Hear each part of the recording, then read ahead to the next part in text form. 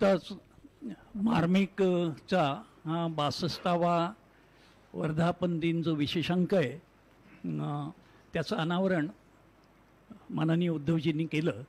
खरं तर हे असं घडलेलं आहे की पहिल्यांदा संपादकांच्या आधी आम्ही वाचकांच्या हाती हा अंक दिला आणि आज वर्धापन दिन असल्यामुळे याचं समारंभपूर्वक प्रकाशन आज केलेलं आहे. मी माननीय उद्धवसाहेब ठाकरे यांना या निमित्तानं त्यांचं मनोगत त्यांचे विचार मांडण्याची विनंती करतो. माईक लागेल का सर? ठीक आहे. आजच्या या मार्मिकच्या 62व्या वर्धापन दिनानिमित्त माझ्या समोरीत बसलेल्या आणि ऑनलाईन जॉईन झालेल्या मार्मिक प्रेमी बांधवांनो, भगिनींनो आणि मातांनो, म्हणता म्हणता 62 वर्षे झाली. माझ्या आधी संजयजी आपण कार्टून कंबाईनचा सगळा स्थापनेपासूनचा इतिहास सांगितला. माझ्या डोळ्यासमोर मात्र मार्मिकच्या स्थापनेपासूनचा इतिहास आहे. साहजिकच आहे, माझंही वय 62 आहे. आपल्या एका वाक्याने जरा मला हुरूप आला ते तुम्ही जे सांगितलं की 62 वय तर आता, आणि मार्मिक तर 62व्या वर्षी सुद्धा चिर तरुण आहे. म्हणजे माझे आजोबा सांगायचे, साहजिकच आहे, आजोबांचे विचार घेऊन पुढे माझे वडील म्हणजे शिवसेना प्रमुख आणि आपल्या मार्मिकचे संस्थापक बाळासाहेब सांगायचे, वयाने किती मोठा माणूस झाला, वयाने माणूस थकतो, शरीराने थकतो, पण विचाराने थकता कामा नये. ज्या दिवशी विचार थकतील त्या दिवशी माणूस वयस्कर झाला. आणि तसं पाहिलं तर मार्मिक काय, शिवसेना काय, माझ्या समोर आता देसाई साहेब आहेत, रावते साहेब आहेत, हे तर त्यावेळेपासूनचे सहकारी सगळे, ही सगळी मंडळी चिरतरुण आहेत. आणि म्हणूनच मार्मिककडे आणि शिवसेनेकडे तरुणांचा, युवकांचा ओढा अथवा शिवसेना आणि मार्मिक हे तरुणांचं आकर्षण नेहमी राहिलेले आहे. व्यंगचित्रकार काय असतो, व्यंगचित्रकार काय करू शकतो, त्याचं जगातलं उत्तम उदाहरण म्हणजे शिवसेना आहे. शिवसेना नसती तर मुंबईमध्ये, महाराष्ट्रामध्ये मराठी माणसाचं आणि आपल्या देशामध्ये हिंदूंचं काय झालं असतं, हा विचार आज प्रत्येकाने केला पाहिजे. आणि शिवसेना ही काय अशीच कधीतरी एका सकाळी पडलेलं स्वप्न म्हणून काय निर्माण नाही झालेली. शिवसेनेची बीज ही मार्मिकमध्ये आहेत. म्हणजे मार्मिकनी बीज पेरली, मार्मिकनी जे काय अस्वस्थ मन होतं ते हेरलं, त्याला वाचा फोडली आणि त्यातून मग मार्मिकने शिवसेनेला जन्म दिला आणि शिवसेनेसाठी सामन्याने जन्म दिला. हे मी का सांगतोय की काही जणांना असं वाटतं की शिवसेना ही अशी उघड्यावर पडलेली एक वस्तू आहे की ती कोणी उचलून घेऊन जाऊ शकतं. तसं नाहीये. शिवसेनेची पाळंमुळं ही नाही म्हटलं तरी 62 वर्ष तर सरळ सरळ दिसत आहेत. आणि त्याच्या आधीपासून सुद्धा म्हणजे माझ्या आजोबांनी सुद्धा ही विचारांची पेरणी केलेली. व्यंगचित्रकार नेमकं काय करू शकतो? तुम्ही जे म्हणालात की सुख आणि आनंद, बाळासाहेबांनी व्यंगचित्र काढली. हा, एक गोष्ट खरी आहे की ज्या वेळेला मार्मिकचा जन्म झाला तो काळ 1960. आता देसाई साहेब म्हणाले 2 दिवसानंतर आपल्या देशाच्या स्वातंत्र्याचा 75वा वर्धापन दिन आहे. म्हणजे मार्मिकची सुरुवात झाली तेव्हा देशाचं स्वातंत्र्य 13 वर्षाचं होतं. 13 वर्षापासूनचा संपूर्ण पुढचा जो काय आलेख आहे, आढावा आहे, तो मार्मिकमध्ये आपल्याला पाहायला मिळेल. पण व्यंगचित्रकार काय करू शकतो हा जर का मुद्दा आपण उपस्थित केला तर संयुक्त महाराष्ट्राची चळवळ नुकतीच संपलेली होती. बलिदान देऊन, हौतात्म्य पत्करून, रक्त सांडून मराठी माणसाने मुंबई महाराष्ट्राला मिळवून दिलेली होती. मुंबई मिळवलेली होती, मुंबई घेतली होती. आणि मग बाळासाहेबांनी एक विचार केला. बाळासाहेब आणि माझे आजोबांबरोबर माझे काका आणि बाळासाहेब, की किती काळ संघर्ष करायचा. आता या मराठी माणसाच्या आयुष्यात थोडे जर हलके फुलके क्षण आले पाहिजेत. मग काय करायचं, आपण काय करू शकतो? तर व्यंगचित्र दोघेही काढत होते. व्यंगचित्र साप्ताहिक काढायचं ठरवलं आणि ते काढल्यानंतर हळूहळू हळूहळू हळू जी काय माणसं गोळा व्हायला लागली, ती गोळा व्हायला लागल्यानंतर एक लक्षात आलं की मुंबईमध्ये म्हणजे मराठी माणसाच्या घरामध्येच मुंबई मिळवली नक्की, पण मराठी माणसावरती अन्याय हा होतच आहे. मग त्याला वाचा फोडण्याचं काम हे मार्मिकने केलं. म्हणजे सुख आणि आनंद या बरोबरीने अस्वस्थ मनाला आणि वेदनेला वाचा फोडण्याचं काम व्यंगचित्रकार करू शकतो हे मार्मिकने दाखवून दिलं. अस्वस्थ मनाला वाचा फोडण्याचं काम. आता त्या व्यंगचित्रामध्ये आनंद कोणाला मिळाला असेल मला कल्पना नाही, पण मराठी माणसाच्या आणि सर्वसामान्याच्या सुखासाठी शिवसेना प्रमुखांनी व्यंगचित्रही काढली आणि शिवसेनाही काढली. हे तर निर्विवाद सत्य आहे. आता व्यंगचित्रकार म्हणजे नेमकं काय, व्यंगचित्र म्हणजे काय, ह्या विषयावरती गेले 62 वर्ष म्हणजे त्यावेळेला तर स्वतः शिवसेना प्रमुख बोलत असत. आपणही आज बोलत आहात. आता नेमके व्यंगचित्रकार किती राहिले हा एक मुद्दा वादाचा होऊ शकेल, पण व्यंगचित्रकार हा प्रत्येक वेळी असायलाच पाहिजे. जसं त्यावेळेला म्हणजे छत्रपती शिवाजी महाराजांच्या वेळेला शाहीर हा एक भाग होता, शाहिरी पोवाडा हा एक भाग होता. म्हणजे त्या शाहिराची थाप ही त्या डफावर पडली तर त्या डफावरचं मेलेलं कातड सुद्धा जिवंत व्हायचं ही त्या शाहिराच्या थापेची मोठी कलात्मकता आणि करामत होती. तो एक चमत्कार शाहिराच्या ज्या थापेमध्ये होता तो व्यंगचित्रकाराच्या ब्रशच्या फटकाऱ्यामध्ये. एक ब्रशचा फटकारा जर का पडला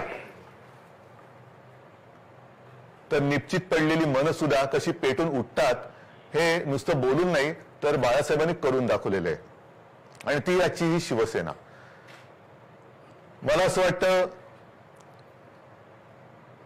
की जर का आपण देशाचा 75वा वर्धापन दिन आता साजरा करतो आहोत, आता तो परवा आलाच, एवढ्या 2 दिवसात काय होणार नाही, पण तुम्ही जी कार्टून कंबाईन्स एक संस्था काढलेली आहे ह्या सर्व व्यंगचित्रकारांना मी एक विनंती करू इच्छितो की जर का 1947 पासूनची सगळी व्यंगचित्र तुम्ही गोळा केलीत देशभरातल्या विविध व्यंगचित्रकारांची, तर आपल्या देशाचा हा 75 वर्षाचा कालखंड आहे तो पुन्हा एकदा व्यंगचित्राच्या माध्यमातून जिवंत करता येईल. मग त्याच्यामध्ये आर.के. लक्ष्मण आहेत, बरेच आहेत, म्हणजे आपल्या महाराष्ट्रातले सुद्धा आहेत, शिवसेना प्रमुख तर आहेतच, अनेक देशभरातले कार्टुनिस्ट आज सुद्धा आहेत, आज सुद्धा कार्टून काढतायत. पण 47 सालापासून नेमका आपण कसा आपला हा प्रवास झाला. कारण मी जे पुस्तक मला एक सगळ्यात समाधानाची माझ्या आयुष्यातली गोष्ट म्हणजे मी शिवसेना प्रमुखांसाठी त्यांची जी इच्छा होती त्यांच्या व्यंगचित्राचं पुस्तक ते मी करू शकलो ही माझ्यासाठी आयुष्यातली सगळ्यात मोठी आनंदाची गोष्ट आहे. आणि ती करत असताना मार्मिकची व्यंगचित्र असं काय नव्हतं मी काही ती बघितलेली नव्हती. मी तर ती गेली अनेक वर्ष पाहतच मोठा झालेलो आहे, म्हणजे मार्मिक सोबतच मी मोठा झालेलो आहे. पण तरी सुद्धा ती परत एकदा चालताना मला असं वाटलं की व्यंगचित्रकार बदलतात, माणसं बदलतात, काळ बदलतो, पण परिस्थिती काय बदलत नाही. परिस्थिती तीच आहे. म्हणजे आज सुद्धा व्यंगचित्रकार नाही अशातला भाग नाही. काही काही व्यंगचित्र मी मुद्दामून हाताची ठेवलेली आहेत, पण मुद्दामून मी बाळासाहेबांची काही व्यंगचित्र ही आपल्याला दाखवू इच्छितो. आता देशाचा 75वा स्वातंत्र्य दिनाचा वर्धापन दिन आहे आणि बाळासाहेबांनी हे मला वाटतं 1980 साली काढलेले चित्र आहे. बघा, काळ बदलला, माणसं बदलली, पण परिस्थिती तीच आहे. भारत मातेच्या गळ्याला फास अजूनही तसाच आहे. हे एक व्यंगचित्र फार बोलकं आहे आणि त्याच्या खाली जे लिहिलेलं आहे की स्वतःच्या म्हणजे बाळासाहेबांनीच लिहिलेले, स्वतःच्या जिंदाबादाने सत्ताधाऱ्यांचे कानाचे पडदे बधीर झाले असले तरी या देशातील राष्ट्रभक्तांच्या कानावर भारत मातेची ही किंकाळी ऐकू जाईल काय. की भारत मातेचं जे दुःख, नुसतं आम्ही तिरंगा फडकवला म्हणजे राष्ट्रभक्त झालो, देशभक्त झालो, म्हणजे आपल्याला असं वाटतं आपली भारत माता ही आपलीच जणू काय मालमत्ता आहे. तसं नाहीये. तर तिची खरी व्यथा जे मी बोललो ना, अस्वस्थ मनाच्या वेदनेला वाचा फोडण्याचं काम व्यंगचित्रकार करतो, तर ती व्यथा ही मांडण्याचं काम केलेलं आहे. आता परत नाही, हे तर मी दाखवलं. हे एक आणखीन फार महत्वाचं बोलकं चित्र आहे. मी आता कोणावरती काही कॉमेंट करावी म्हणून काही व्यंगचित्र दाखवत नाहीये, पण 1978 साली हे बाळासाहेबांनी काढलेले चित्र आहे. 1978 साली मोरारजीभाई देसाई पंतप्रधान होते. आता तो जनता पक्षाचा कालखंड, त्याच्या आधीचा आणीबाणीचा कालखंड हा काही मोजक्या लोकांना आजही आठवत असेल, कारण मी त्यावेळेला लहान होतो. म्हणजे 78 साली म्हणजे 60 आणि 78 काय किती वर्षाचा होतो तो होतो.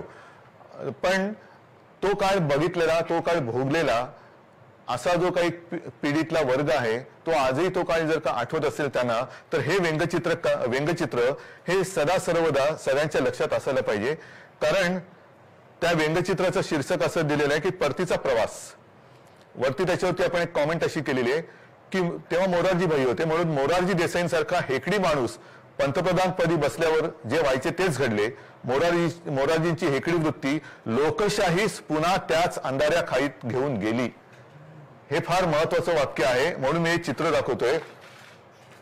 आणि हे चित्र मी जे नेहमी सांगतो की 75व्या वर्धापन दिनी आपण नेमके कुठे आहोत, आपल्या देशातली लोकशाही किती काळ जिवंत राहणार आहे, कशी जिवंत राहणार आहे, ह्याचा एक आढावा सगळ्यांनी घेण्याची आज गरज आहे.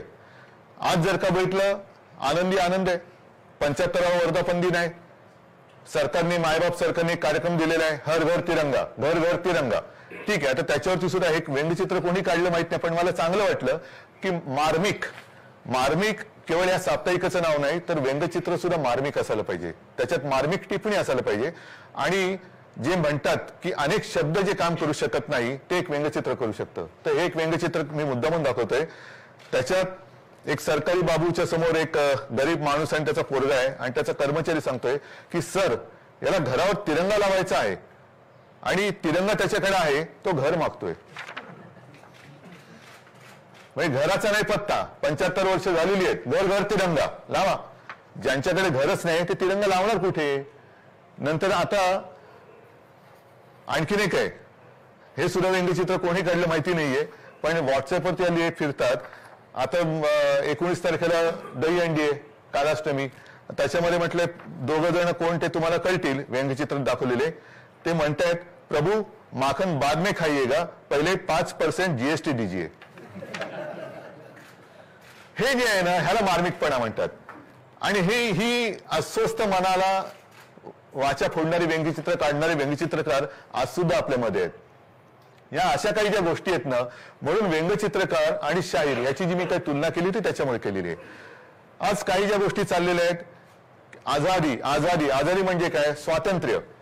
आपण ब्रिटिशांच्या गुलामगिरीतून स्वतंत्र झालो, त्याला आता 75 वर्ष झाली. त्याच्या आधीची 150 वर्ष गुलामगिरीत गेली, 150 वर्षाचा कालखंड गेला. त्याच्यानंतरचा 75 वर्ष पूर्ण करून स्वातंत्र्याचा अमृत महोत्सव करताना परत आपण गुलामगिरीकडे चाललोय का, हा सुद्धा एक विचार करण्याची आज गोष्ट आलेली आहे. कारण सगळीकडे घर घर तिरंगा लावत असताना राजकारण हे तर आपल्या पाचवीलाच पुजलेलं आहे. कारण लोकशाही म्हटल्यानंतर राजकारण आलंच, राजकारण म्हटल्यानंतर निवडणुका आल्याच, निवडणुका म्हटल्यानंतर राजकीय पक्ष आलेच, आणि ते आलेच पाहिजेत. प्रत्येक माणसाचं मत हे एकच असेल असं नाहीये.